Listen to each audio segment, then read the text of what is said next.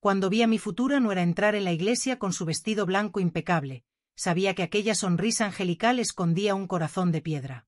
¿Qué haces aquí? ¿No estabas invitada? Me gritó, su voz resonando por toda la iglesia.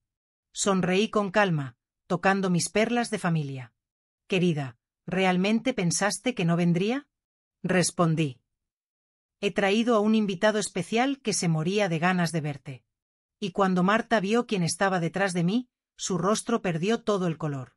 Pero antes de continuar contando mi historia, asegúrate de estar suscrito al canal y escribe en los comentarios desde donde estás viendo este vídeo. Me encanta saber hasta dónde llegan nuestras historias. Me llamo Lucía Ortega, tengo 65 años, y hasta hace 6 meses, mi mayor preocupación era elegir un vestido elegante para la boda de mi único hijo, Javier. Cuán equivocada estaba sobre lo que se avecinaba. Todo comenzó cuando Javier trajo a Marta Torres a cenar con nosotros por primera vez. Nunca olvidaré esa noche. Ella entró en nuestra casa como una visión. Cabello castaño ondulado cayendo suavemente sobre los hombros, ojos color miel que parecían brillar con inocencia y una sonrisa que podría derretir glaciares. Me di cuenta inmediatamente de que había capturado el corazón de mi hijo. Javier, siempre tan reservado desde la muerte de su padre, mi Manuel, hace 3 años, ahora irradiaba felicidad a su lado. Mamá, esta es Marta, anunció con orgullo evidente.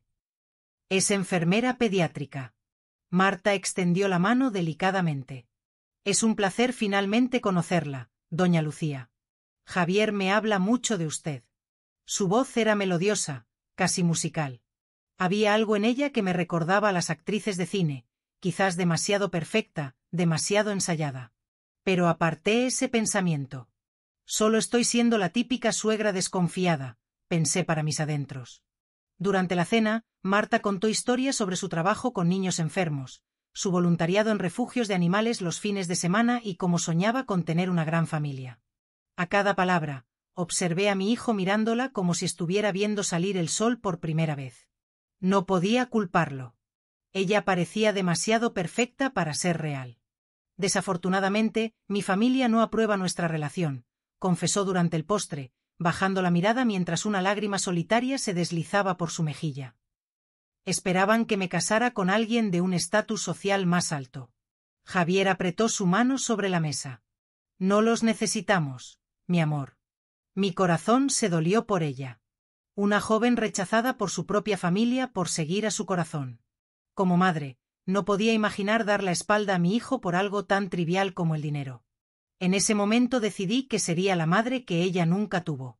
Las semanas siguientes fueron una avalancha. Antes de que pudiera parpadear, había un anillo de compromiso en su dedo y ya se discutían fechas para la boda. El compromiso fue rápido. Cuando lo sabes, decía Javier, repitiendo las palabras de ella como un mantra sagrado. Marta quería una boda de cuento de hadas. El lugar prestigioso, el vestido de diseñador, las flores importadas. Y yo, queriendo ver a mi hijo feliz y sintiendo pena por la novia desheredada, me ofrecí a pagarlo todo. ¿Haría eso por mí?, preguntó Marta, con los ojos brillando con lo que interpreté como gratitud. Usted es como la madre que nunca tuve. Me abrazó y sentí su cuerpo delicado temblar con sollozos. En ese momento, abrí mi corazón y mi cuenta bancaria completamente para ella. Los meses siguientes fueron una carrera frenética de preparativos. Rescaté inversiones, vacié la póliza de seguro de mi difunto esposo Manuel e incluso pedí un préstamo sobre mi casa para proporcionar a Marta la boda de sus sueños. El lugar elegido fue la finca Santa Clara, a las afueras de Madrid, con sus jardines extensos y arquitectura señorial. 10.000 euros solo para reservar la fecha. El vestido, un modelo importado de 6.000 euros, exigió 3 ajustes porque Marta insistía en que tenía que ser absolutamente perfecto. Las flores, 1.000 rosas blancas importadas. Con cada cheque que firmaba, Marta me abrazaba más fuerte, me llamaba mamá y prometía darme nietos hermosos. Yo estaba viviendo el sueño de toda madre, o eso pensaba. Pero había pequeñas inconsistencias que comenzaron a molestarme. Como el hecho de que Marta siempre pagaba en efectivo, alegando que era anticuada con las tarjetas de crédito, o como sus historias de infancia parecían cambiar ligeramente dependiendo de quien estuviera escuchando. En una ocasión, creció en una masía en Galicia, en otra, Fue criada por sus abuelos en el centro de Madrid. ¿No te parece extraño que nunca hayamos visto una foto de su familia? Le pregunté a Javier una noche. Ni siquiera un primo o un amigo de la infancia en su lista de invitados. Mamá, ya hablamos de esto, respondió Javier con irritación. Su familia la rechazó completamente.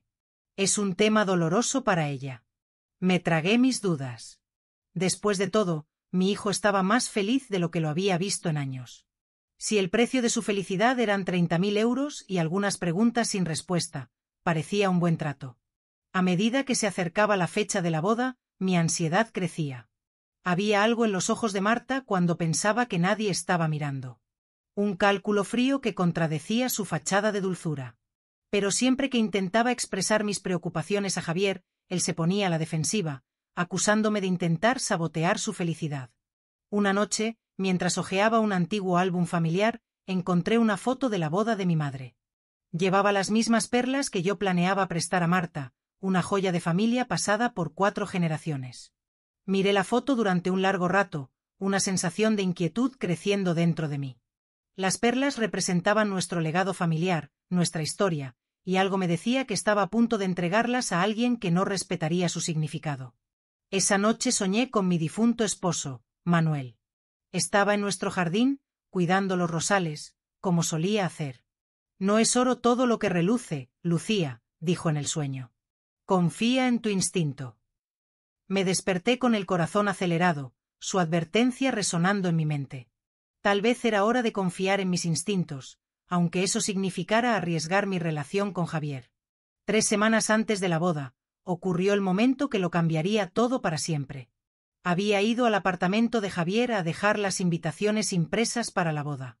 Usando mi llave de repuesto, entré sin hacer ruido, esperando sorprenderlos. Fue entonces cuando escuché la voz de Marta viniendo del dormitorio. No la voz dulce y musical que yo conocía, sino algo duro, calculador, impaciente. Ya te dije que no me llames a este número, siseaba con irritación. No, la boda sigue en pie. Sí, tendré acceso a sus cuentas después de casarnos. Me quedé paralizada en el pasillo, apenas respirando para escuchar mejor. ¿Cómo que quieres una tajada mayor? Acordamos el 30%. Hubo una pausa. Mira, la vieja ya nos ha dado más de 30.000 euros y probablemente nos dará más dinero para la entrada de la casa después de la boda. La vieja. Estaba hablando de mí. Este idiota vale al menos $500.000 de euros, tal vez más. Mi hijo, mi Javier, un idiota. No, no sospecha nada. Está completamente enganchado. El mundo pareció girar a mi alrededor. Mi estómago se contrajo con una náusea repentina y tuve que apoyarme en la pared para no caer. De alguna manera, logré retroceder silenciosamente hasta la puerta, aún sosteniendo la caja de invitaciones, y salir sin ser notada. Una vez en mi coche, 3 calles más allá, aparqué y dejé que la ola de choque me invadiera completamente. Las lágrimas corrían por mi rostro mientras golpeaba el volante con las manos, sintiéndome la mayor estúpida del mundo. ¿Cómo no me había dado cuenta antes? Las historias inconsistentes, los pagos en efectivo, la ausencia total de amigos o familiares, el aislamiento gradual de Javier de sus antiguos amigos, era todo parte de un plan meticuloso. En medio del dolor, algo cambió dentro de mí. Una dureza, una determinación que no sentía desde los días en que luché por la vida de Manuel durante su batalla contra el cáncer. Si Marta pensaba que podía destruir a mi hijo y robar nuestro dinero, había elegido a la familia equivocada con la que meterse. Esa noche, me sequé las lágrimas e hice algo que jamás imaginé. Busqué detective privado en mi móvil. Era hora de descubrir exactamente quién era la mujer que estaba a punto de convertirse en mi nuera. A la mañana siguiente, me reuní con Roberto Galdós en una pequeña cafetería en el centro de Madrid. El lugar estaba casi vacío, perfecto para una conversación discreta. Roberto era un ex policía que se había convertido en investigador privado tras su jubilación. Un hombre de unos 60 años, cabello gris corto y una mirada atenta que parecía ver a través de las personas. Vestía una americana sencilla y llevaba un maletín de cuero desgastado. Doña Lucía, dijo después de que le expliqué la situación, tomando un sorbo de su café solo. Lo que usted describe suena como una clásica estafa romántica. Estas personas son profesionales. Estudian a sus objetivos, aprenden lo que quieren escuchar y se convierten exactamente en esa persona. Un escalofrío recorrió mi espalda. Escuchar a alguien confirmar mis sospechas hacía que todo fuera aún más real. ¿Cuánto tiempo tomará?, pregunté, deslizando un cheque sustancial sobre la mesa. Roberto sonrió sombríamente mientras guardaba el cheque. Para alguien lo suficientemente descuidado como para usar su voz real por teléfono. No mucho tiempo. Pasé los días siguientes en una agonía de espera. Cada vez que Marta venía a mi casa con nuevas peticiones para la boda, Lucía, ¿te importaría si añadimos una mesa más de invitados? Son solo 1.000 euros más. Tenía que sonreír y fingir que nada había cambiado. Cada abrazo, cada mamá que salía de sus labios ahora me causaba repulsión. Lo peor era ver a mi hijo completamente engañado, planeando su vida con un fantasma. Hablaba sobre la casa que comprarían juntos, los hijos que tendrían. Observarlo tan feliz, tan lleno de esperanzas para un futuro que era solo una ilusión cruel, me rompía el corazón repetidamente. 2 semanas después, Roberto llamó. Lucía, será mejor que te sientes para esto, dijo, su voz sombría al teléfono. Yo estaba en la cocina preparando té. Me aferré a la encimera, sintiendo que mis piernas podían ceder. Marta Torres no existe, continuó Roberto. La mujer con la que tu hijo planea casarse es, en realidad, Beatriz Navarro, de 32 años. Ha sido detenida 2 veces en los últimos 5 años por fraude, aunque solo ha sido condenada una vez. El hervidor comenzó a silbar, un sonido estridente que parecía distante, como si viniera de otro mundo. No conseguí moverme para apagarlo. Trabaja con socios, generalmente hombres, que le ayudan a investigar objetivos y a veces se hacen pasar por miembros de la familia para dar credibilidad a sus historias. Roberto continuó implacable. El hombre al teléfono, Carlos Domínguez, es su cómplice más frecuente. Estuvieron involucrados románticamente hasta hace unos 2 años, cuando ella aparentemente lo estafó con 10.000 euros y desapareció. Finalmente logré apagar la cocina, mis manos moviéndose en piloto automático mientras mi mente giraba con esta avalancha de información. ¿Cómo descubriste todo esto?, pregunté, mi voz casi un susurro. Software de reconocimiento facial y un buen trabajo de detective a la antigua usanza, respondió Roberto. Beatriz ha estado usando la identidad de Marta durante 8 meses con documentos falsos e historial laboral fabricado. ¿El trabajo de enfermera pediátrica? Hace voluntariado ocasionalmente en una clínica gratuita, lo suficiente para hacer la historia creíble si alguien verifica.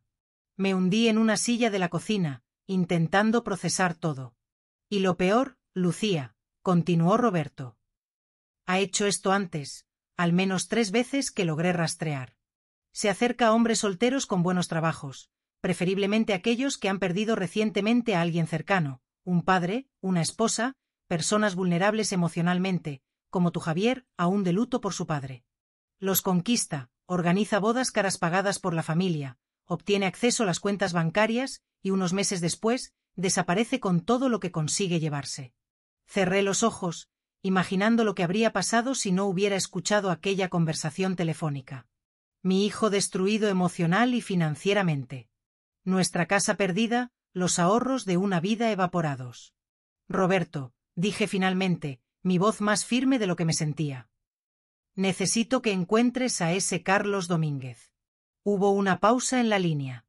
Lucía, ¿qué estás pensando? Estoy pensando que un hombre que ha estado cazando a Beatriz durante 2 años podría estar muy interesado en asistir a su boda. Casi pude sentir la admiración en la voz de Roberto. ¿Quieres llevarlo a la ceremonia? Quiero darle a Marta, o mejor dicho, a Beatriz, exactamente lo que se merece. Respondí. ¿Puedes encontrarlo? Ya lo hice, dijo Roberto con eficiencia. Está viviendo en Valencia ahora, trabajando en la construcción. Puedo darte su información de contacto en 1 hora. Después de colgar, me quedé sentada en mi cocina en silencio durante un largo rato, el té olvidado enfriándose en la taza. Parte de mí quería correr directo hacia Javier y exponer todo lo que había descubierto. Pero conocía a mi hijo, terco como su padre, y Beatriz había estado trabajándolo durante meses. Probablemente lo habría convencido de que cualquier crítica hacia ella era solo celos o un intento de controlar su vida. Necesitaba ser algo más contundente, algo tan público e irrefutable que no hubiera espacio para la negación o manipulación. La boda estaba programada para dentro de 10 días, y yo iba a asegurarme de que fuera inolvidable. Solo que no de la manera que Beatriz imaginaba. Cogí el collar de perlas de mi abuela, aquel que había ofrecido a Marta para usar en la boda, una joya de familia pasada por 4 generaciones. Recordé cómo sus ojos brillaron al verlo. No con emoción, me daba cuenta ahora, sino con la evaluación calculadora de cuánto podría conseguir vendiéndolo. No sabes con quién te estás metiendo, murmuré para el collar, como si estuviera hablando con Beatriz. Una calma fría se apoderó de mí. Mientras el plan comenzaba a formarse en mi mente, esa misma tarde, con las manos temblando ligeramente, marqué el número que Roberto me había proporcionado. 3 tonos y luego una voz masculina, áspera y cautelosa. Carlos Domínguez al habla. Respiré hondo. Señor Domínguez, mi nombre es Lucía Ortega. Creo que usted conoce a la novia de mi hijo, aunque la conocía como Beatriz y no como Marta. El silencio se extendió tanto que pensé que la llamada se había cortado. Podía escuchar ruidos de construcción al fondo, martillos, voces distantes dando órdenes. ¿Dónde está ella? Su voz había cambiado, volviéndose tensa, urgente. Está a punto de casarse con mi hijo en 10 días, respondí, manteniendo mi voz firme, profesional. Ya nos ha robado más de 30.000 euros y apenas está comenzando. Creo que podemos ayudarnos mutuamente. Otra larga pausa. Podía casi sentir su desconfianza a través del teléfono. Señora, no sé qué tipo de juego está jugando, comenzó él. No es ningún juego, señor Domínguez. La escuché hablando con usted por teléfono. Dijo que el idiota, mi hijo, valía al menos $500.000 de euros. Está planeando acceder a sus cuentas bancarias después de la boda y probablemente desaparecer en 6 meses. Su respiración se volvió audible. ¿Usted la escuchó hablando conmigo? Ese soy yo. Teníamos un acuerdo de negocios hasta que ella me la jugó. Entonces entiende mi posición, doña Lucía, dijo lentamente. ¿Qué es exactamente lo que propone? Expliqué mi plan en detalle. Carlos aparecería en la boda en el momento exacto, exponiendo a Beatriz públicamente ante todos los invitados, incluido mi hijo. Sería una humillación completa, innegable y absolutamente pública. ¿Quiere que arruiné la boda? Había algo como admiración en su voz. Quiero que la exponga frente a todos a quienes ha mentido. Frente a mi hijo, que merece saber la verdad antes de que ella destruya su vida. Carlos se quedó en silencio por varios minutos. Cuando habló de nuevo, su voz era diferente, más dura. Me quitó 10.000 euros y desapareció en medio de la noche. Me dejó con la cuenta de una habitación de hotel y un coche alquilado. La he estado buscando durante 2 años. Entonces, esta es su oportunidad. ¿Qué gana usted con esto? Además de salvar a su hijo, quiero decir. Sonreí, aunque él no pudiera verme. Justicia, señor Domínguez. Simple y pura justicia. Conversamos durante otros 20 minutos, acordando cada detalle. Carlos conduciría hasta Madrid en la mañana de la boda y esperaría mi señal. El plan era perfecto en su simplicidad. Ninguna puesta en escena complicada, solo la verdad desnuda y cruda, servida en el momento exacto para causar el máximo impacto. Después de colgar, me di cuenta de que me sentía más ligera que en semanas.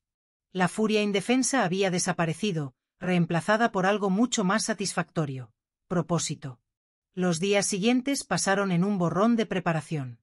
Cancelé mi cita en la peluquería y el ajuste de mi vestido de madrina. Si iba a protagonizar una escena de película, ciertamente no sería con el peinado perfecto y vestido nuevo. 3 días antes de la boda, comencé la segunda fase de mi plan.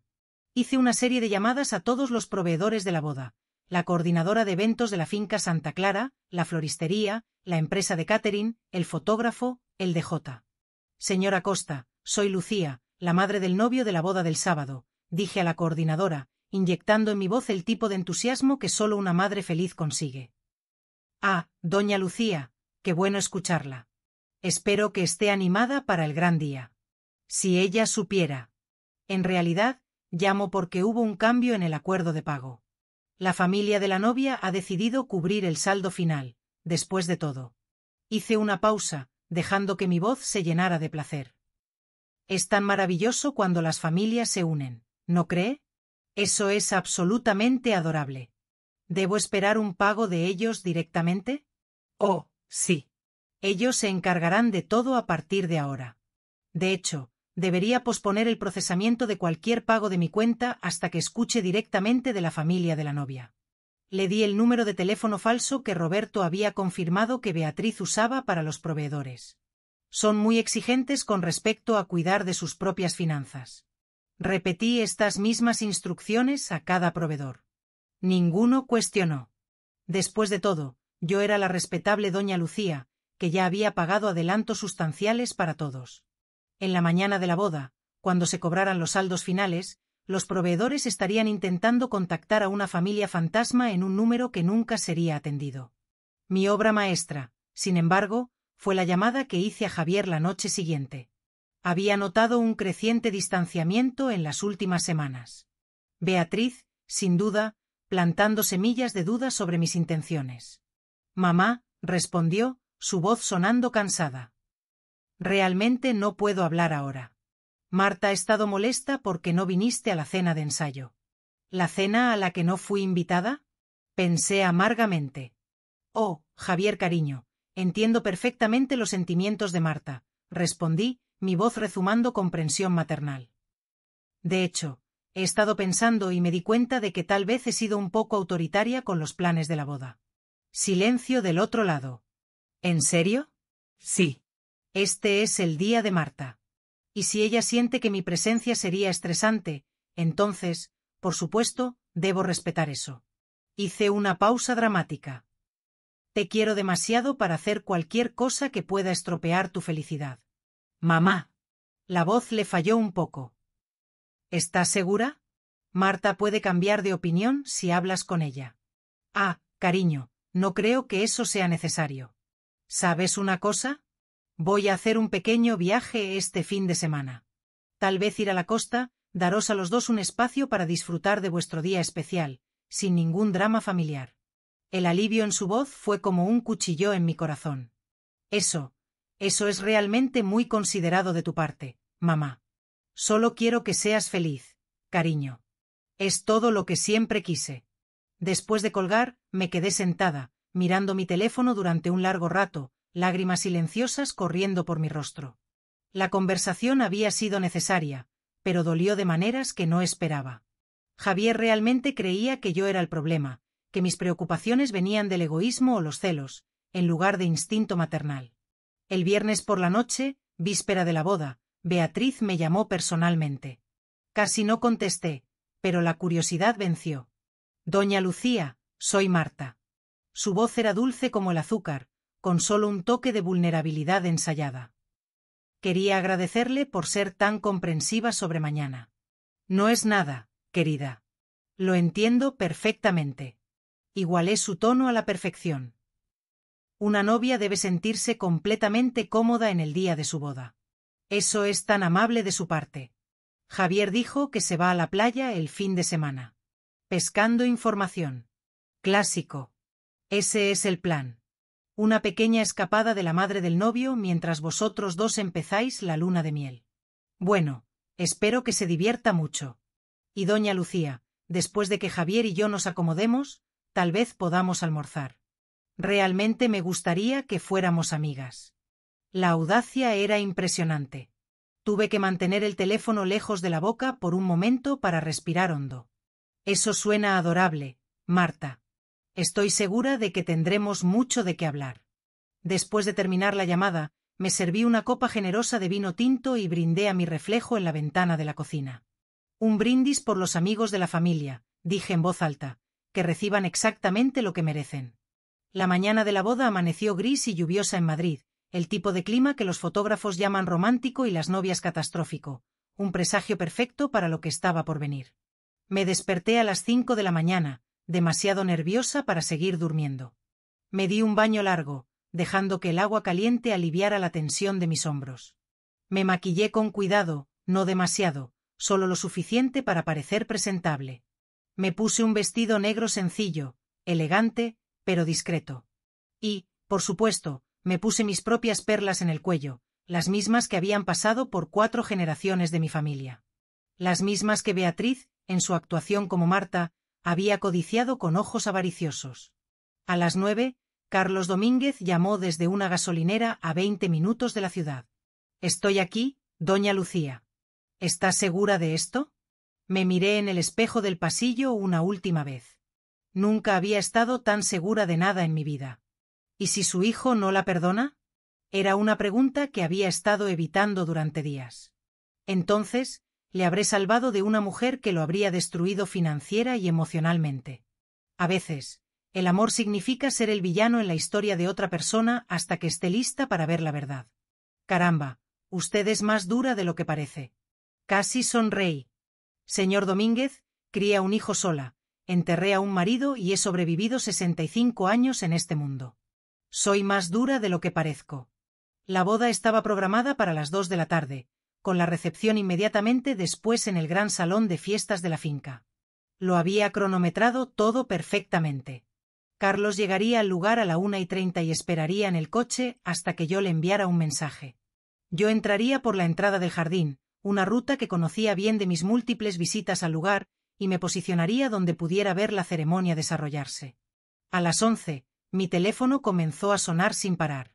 Primero la florista, después la empresa de catering, luego la coordinadora del lugar. Todos en pánico, todos intentando hablar con alguien de la familia de la novia sobre saldos pendientes que necesitaban ser resueltos inmediatamente.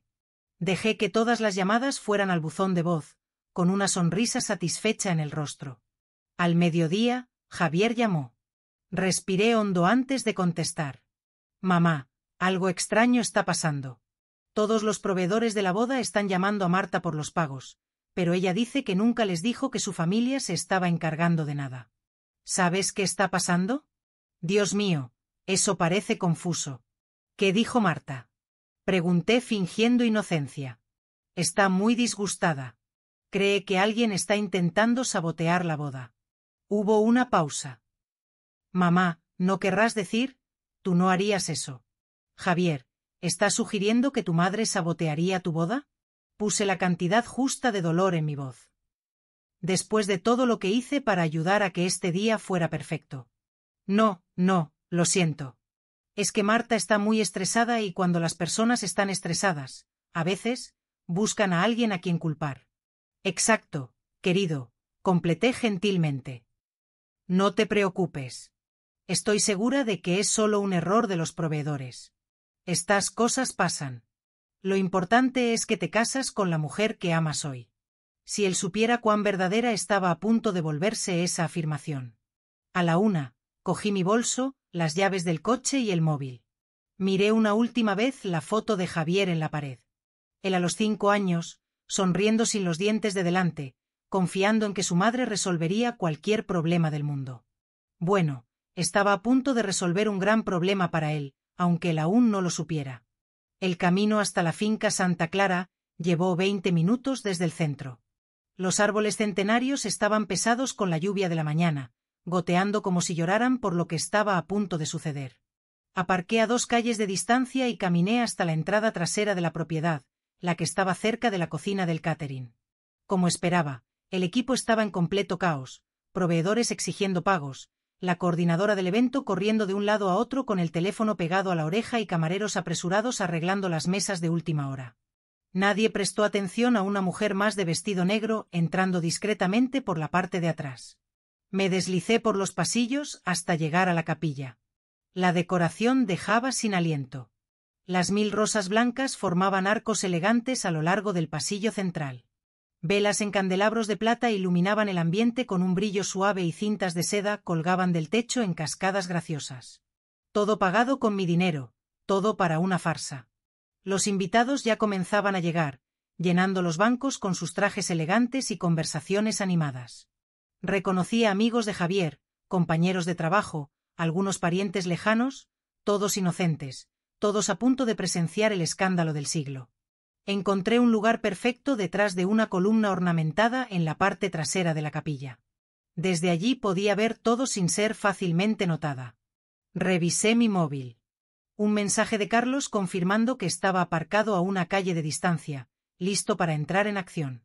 A las 2:10, la orquesta comenzó a tocar.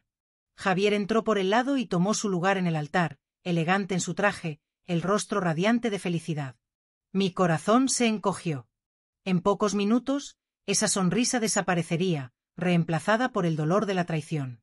Pero ese dolor sería momentáneo comparado con la destrucción que Beatriz causaría si seguía con su plan. A las 2:15, las puertas de la capilla se abrieron. La marcha nupcial comenzó y todos los invitados se levantaron, girándose para ver a la novia.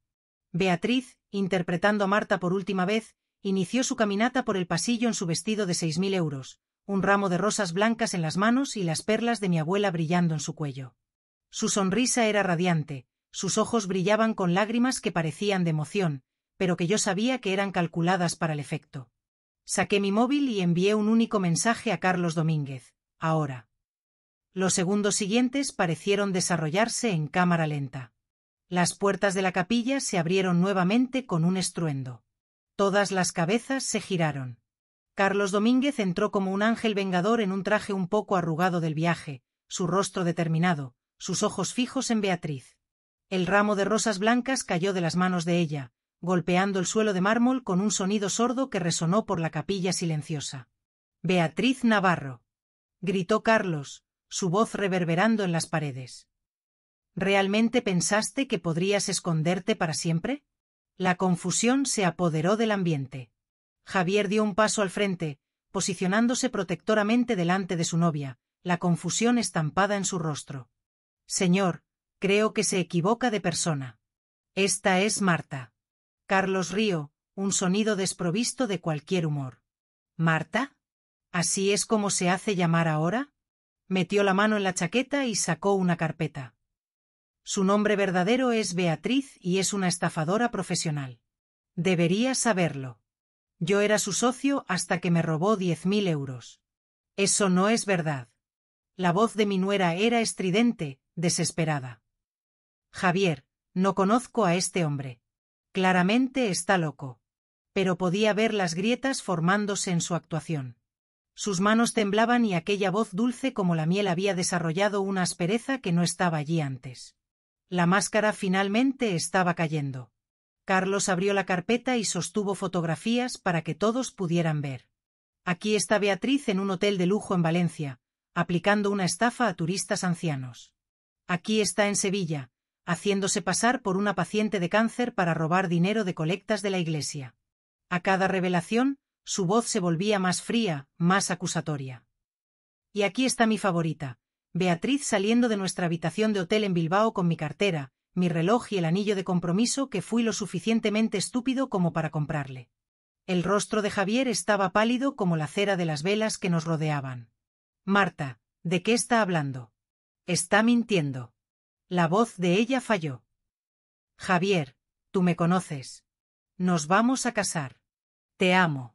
«¿Amor?», gritó Carlos. «Señora, usted no reconocería el amor si le mordiera. ¿Quiere saber lo que ella realmente piensa de su precioso Javier?». Cogió el móvil y lo sostuvo en alto. «Tengo grabaciones de nuestra asociación. ¿Quiere escuchar cómo lo llamaba? El idiota hijo de mamá». Los invitados de la boda ahora murmuraban alto. Un zumbido creciente de choque y confusión se extendió por la capilla como una ola. Observé desde detrás de mi columna mientras el mundo de mi hijo se desmoronaba en tiempo real. Y a pesar de todo, mi corazón se dolió por él. Pero mi nuera Marta, o mejor dicho Beatriz, no había terminado de luchar. Era demasiado buena en su trabajo para rendirse fácilmente. «Incluso si algo de esto fuera verdad», dijo, forzando la voz de vuelta a su dulzura practicada, «las personas pueden cambiar. Yo ya no soy esa persona. Javier cree en las segundas oportunidades. ¿No es así, cariño?». Era una manipulación magistral, apelando a la decencia fundamental de Javier y haciéndolo elegir entre creer en la redención humana o aceptar que la mujer que amaba era una completa invención. Desafortunadamente para Beatriz, yo le había dado a Carlos una pieza más de munición. ¿Segundas oportunidades? Carlos sonrió fríamente. «Cuéntale sobre el otro idiota, Beatriz, el que estás trabajando ahora». Javier se giró para mirar a su novia y vi el momento exacto en que la duda se infiltró en sus ojos. «¿De qué está hablando, Marta? No tengo idea. Pero su voz era muy rápida, muy defensiva. Carlos consultó el móvil. Déjame refrescarte la memoria. Hace 3 semanas, me llamaste pidiendo consejos sobre una vieja solitaria que ya te dio 30.000 euros. El silencio que siguió fue ensordecedor. Todos los ojos en la capilla se volvieron hacia Beatriz, esperando su respuesta. Observé el rostro de mi hijo transformarse mientras la comprensión lentamente surgía y tuve que aferrarme a la columna para no revelar mi posición todavía. La voz de Beatriz falló. Lo intentó de nuevo. Eso fue sacado de contexto. ¿Contexto? La voz de Javier era casi un susurro. ¿Llamaste a mi madre vieja solitaria? Javier, no quise decir eso. Estaba perdiendo el control, su voz cada vez más desesperada. Este hombre está intentando. ¿Intentando qué? ¿Decir la verdad? La voz de Javier se estaba volviendo más fuerte, la ira reemplazando la confusión. Mi madre nos dio todo. Vació sus ahorros para nuestra boda. Pidió un préstamo para que tú pudieras tener tu boda de ensueño. Los invitados estaban en silencio total ahora, absorbiendo cada palabra de este drama que se desarrollaba ante ellos.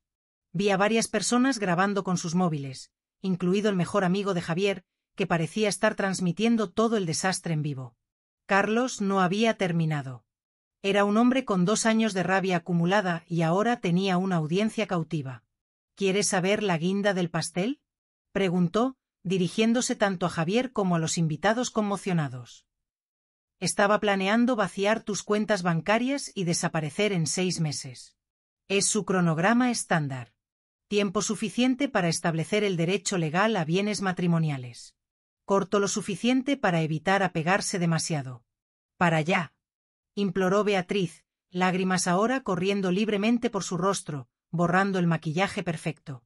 Pero si eran lágrimas genuinas o parte de la actuación, no podía decirlo.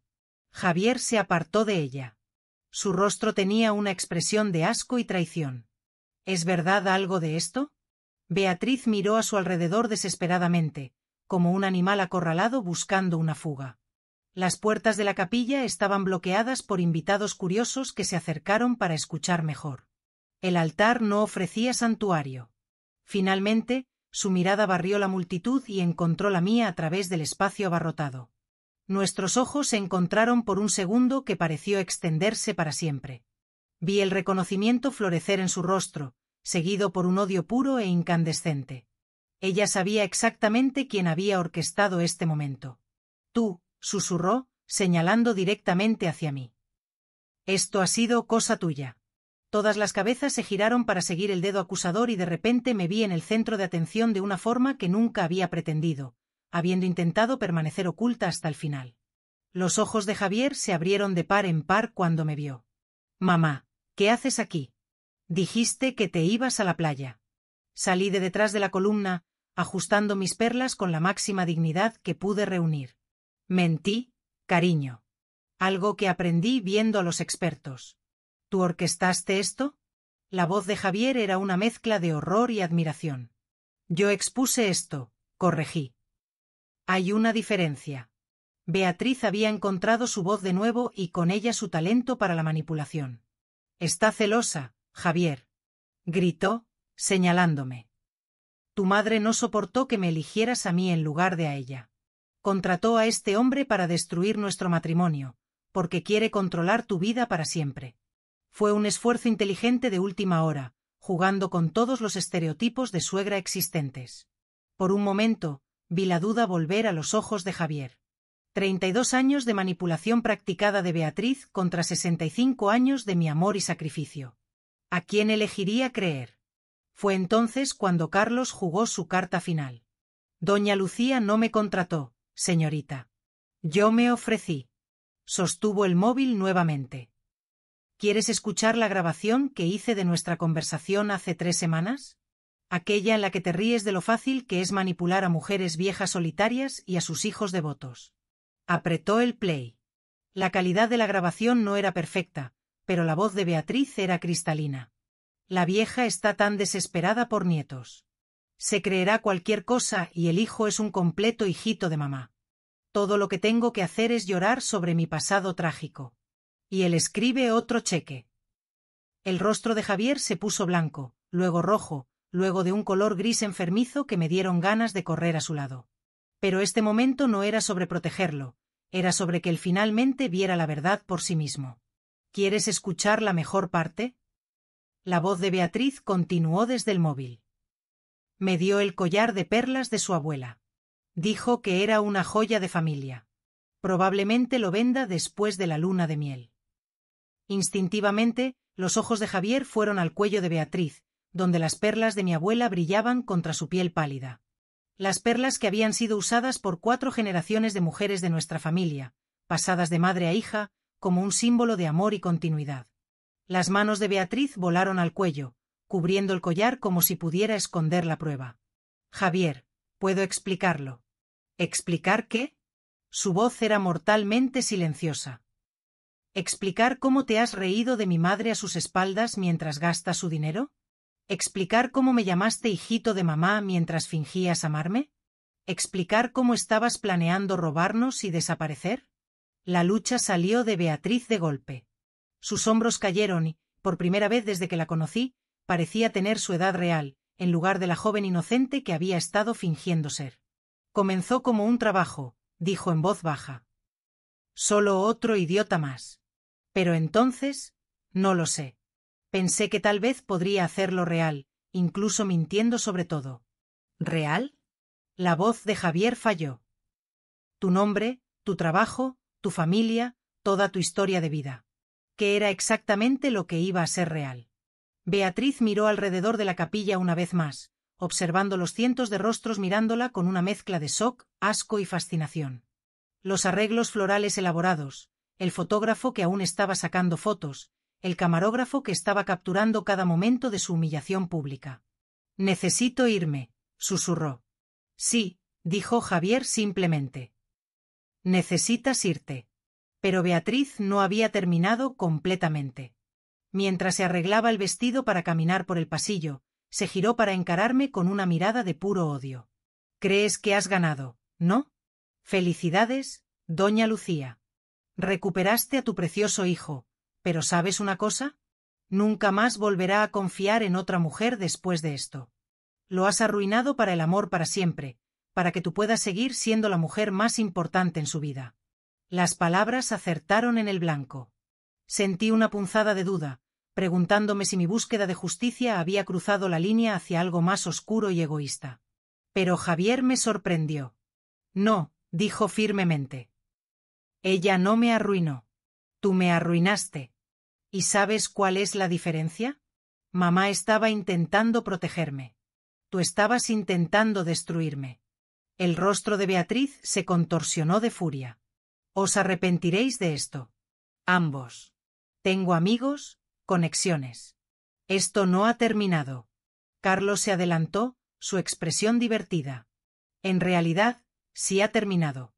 Verás, mientras hacías tu pequeña actuación aquí, tuve una conversación muy interesante con algunos amigos de la policía. Están particularmente fascinados por tu historial de fraudes y documentos falsos. El rostro de Beatriz se puso pálido. No te atreverías. Ya lo hice, querida. Deberían estar aquí en cualquier momento para escoltarte fuera. Verificó su reloj. De hecho, me sorprende que aún no hayan llegado. Como si fueran convocados por sus palabras, 2 policías aparecieron en la entrada de la capilla. Se movieron con el paso decidido de la autoridad y la última esperanza de Beatriz de una salida digna se evaporó. Beatriz Navarro, dijo el policía más alto mostrando su placa. Está bajo investigación por fraude, falsedad ideológica y estafa. Lo que siguió fue una escena que nunca había imaginado presenciar en la boda de mi hijo. Policías leyendo los derechos en una capilla decorada con rosas blancas. Invitados de la boda desesperadamente intentando capturarlo todo en sus móviles. Una novia en un vestido de 6.000 euros siendo llevada bajo escolta. Beatriz no se fue tranquilamente. Mientras los policías la escoltaban por el pasillo, ella continuaba girándose para gritarnos a mí y a Javier. Esto es acoso. No hice nada malo. Tendréis noticias de mis abogados. Pero sus protestas cayeron en oídos sordos.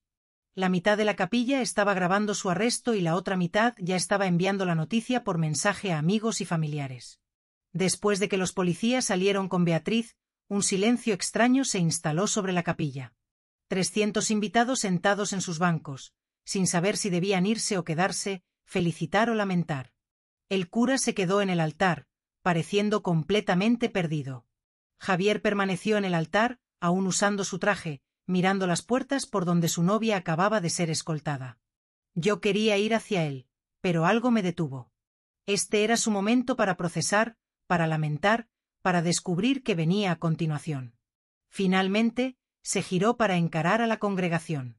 Bueno, dijo, su voz haciendo eco por la capilla silenciosa. Esto es incómodo. Algunas risas nerviosas se extendieron por la multitud. Quiero agradecer a todos por venir hoy. Sé que no es así como esperabais pasar la tarde del sábado.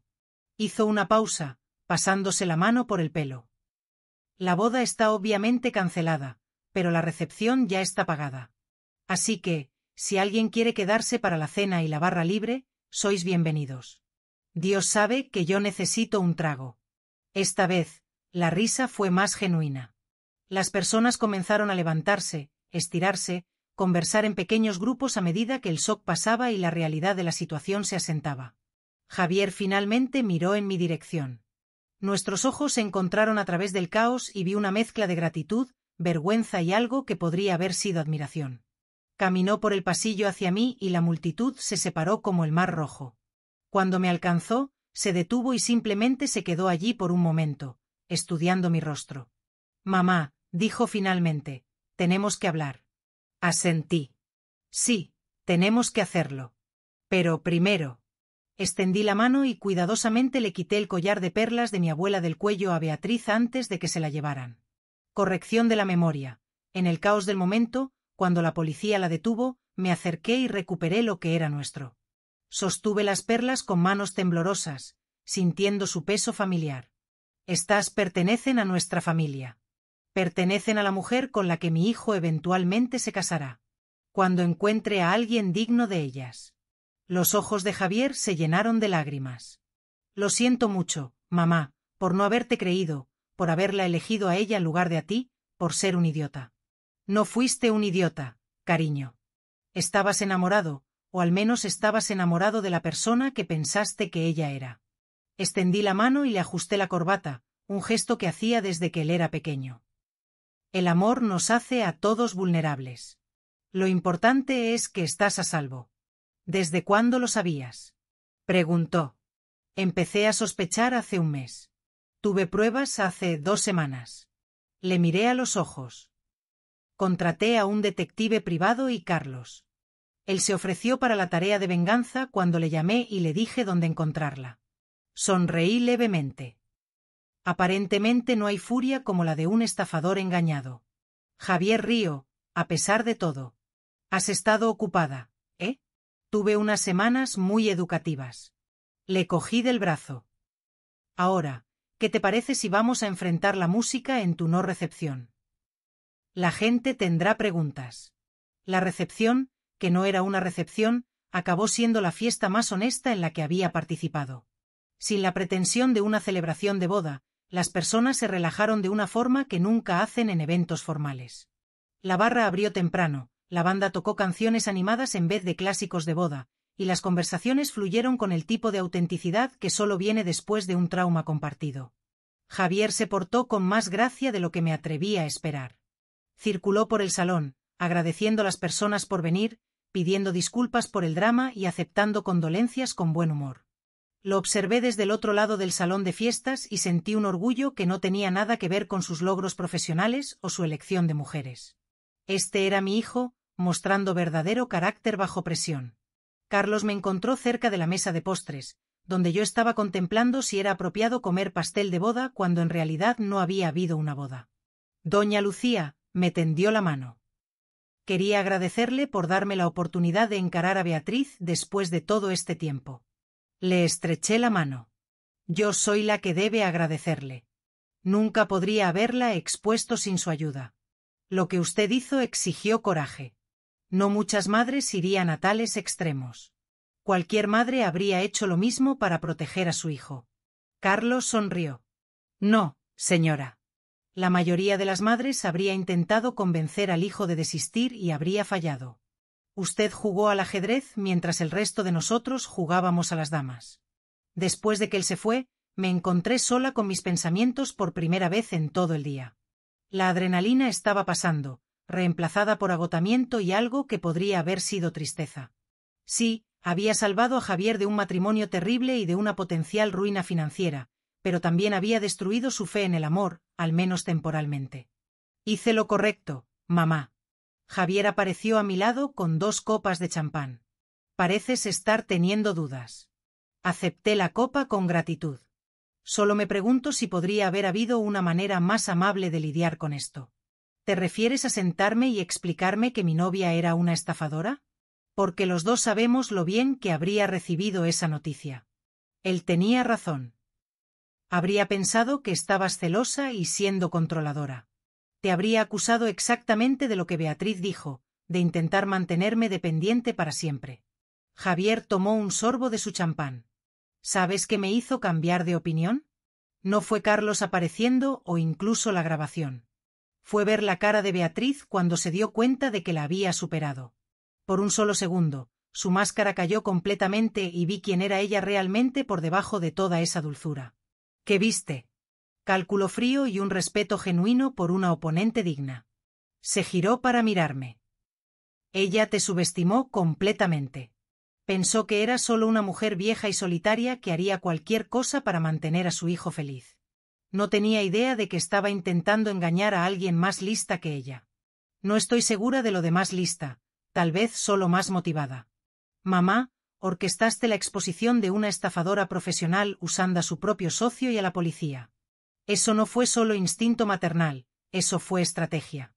Nos quedamos en un silencio cómodo por un tiempo, observando a nuestros amigos y familiares disfrutar de la fiesta que había resurgido de las cenizas del desastre. La banda ahora estaba tocando jazz y varias parejas habían comenzado a bailar. Tengo una confesión, dijo Javier eventualmente. ¿Cuál es? Parte de mí está aliviada.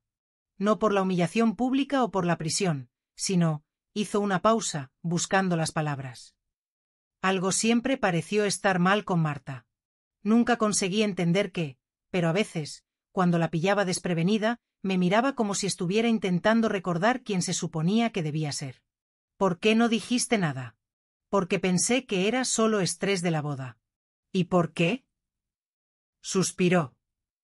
Porque tenía 32 años y nunca había estado enamorado antes. Pensé que si cuestionaba demasiado podría desaparecer. Mi corazón se dolió por él. Oh, cariño, lo sé, lo sé. Patético, ¿no? El hijito de mamá que se enamora de la primera chica guapa que le da atención. No, dije firmemente. Humano. Eres humano y los humanos quieren ser amados. No hay nada patético en eso, incluso cuando toman decisiones terribles sobre en quién confiar. Especialmente entonces. Le cogí la mano. Javier, lo que Beatriz te hizo no fue culpa tuya. Ella es una mentirosa profesional que te estudió, aprendió lo que querías escuchar y se convirtió exactamente en esa persona.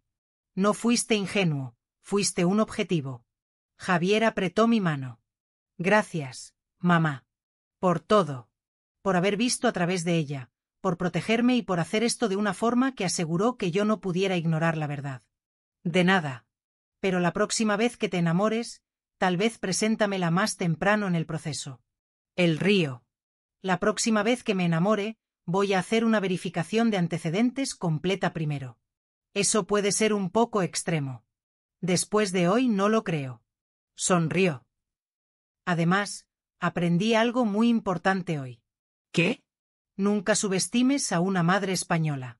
Aparentemente sois mucho más peligrosas de lo que parecéis. Sonreí, sintiéndome más ligera de lo que me había sentido en meses. Tu padre habría estado orgulloso. Le habría encantado ver todo esto. Javier levantó la copa. Un brindis por la justicia, servida fría con una guarnición de humillación pública. Levanté mi copa para encontrar la suya. Un brindis por la familia y por saber cuándo luchar por las personas que amas. Mientras brindábamos, me di cuenta de que, a pesar de todo, de las mentiras, de la traición, del espectáculo público, yo estaba exactamente donde pertenecía, al lado de mi hijo, que estaba salvo y libre, finalmente, viendo claramente de nuevo. A veces, los mejores matrimonios son aquellos que nunca suceden. Ahora, si te ha gustado esta historia, no olvides suscribirte y activar la campanita para no perderte ningún vídeo nuevo.